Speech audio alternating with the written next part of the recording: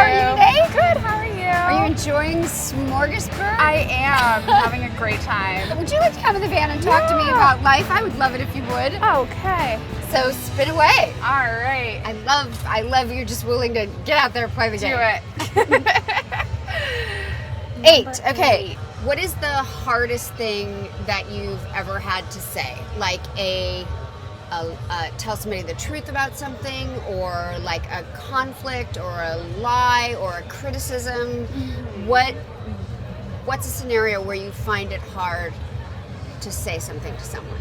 Ooh, I think that the hardest that I've had to say was probably telling a friend that another friend passed away. Oh, wow. Yeah, that was probably like the hardest thing I've ever had to deal with. How did that go? What was that scenario like? I got the call that our friend had passed away in a car accident, so then I kind of got put into the role of calling all of our friends because I was very close with them. So it was very difficult, very emotional trying to do that, calling and making sure everyone that needed to know had to know, calling family members and telling them, because there wasn't a lot of information about it. So that was... And so what was that?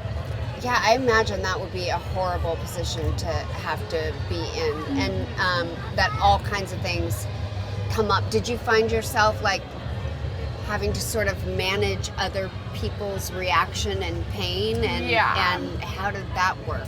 It was very overwhelming for me because I myself am like an emotional person, so like I always kind of like go off of other people's emotions, and like I can like it affects me as well. So like I had my own like grief and sadness of dealing with that myself personally, but then like calling people and telling them, and then I was like getting their like sadness and their grief and like their tears, and it just kind of like it was very, very overwhelming and like very hard to kind of deal with, but I knew I had to. And so when you're at the end of that, like how do you take care of yourself? Like I imagine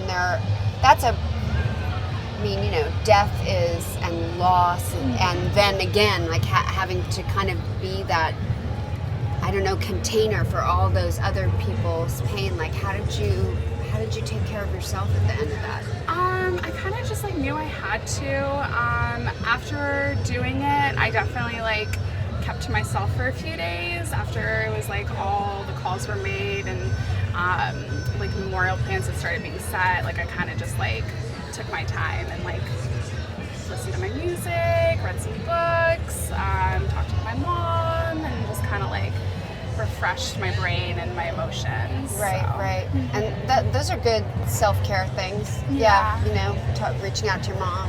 Music, I think music is good. Yes. You just stepped up and managed that pretty well. Do you ever feel like, is life usually like that for you? What's that thing you've had to work the hardest for? Like, and how long did you have to work for it until you finally got it?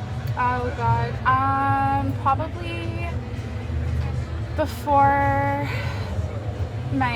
going to hair school, when I went to makeup school, that was like, that kicked my butt. Trying to get my foot in the door, because everyone wants to be like a makeup artist, everyone wants to like be in that. Once I was like there, it was like all on my own. Like I was I was in Germany for 4 months working, and I had like knew no one there. I was staying in some random person's like spare room. Like I was in Africa for 5 months working there. Like it was very like, if you run out of money, that's on you. You should have saved your money. Like if you want to go do that, like you have to figure out a way to do it yourself. I think it's the greatest thing a parent can do is get their kid to feel like they can take care of themselves. Yes. Well, I'm very, very I love happy with meeting that. powerful young ladies who can take care of themselves. That's so amazing. Great. Well, thank you for talking to me.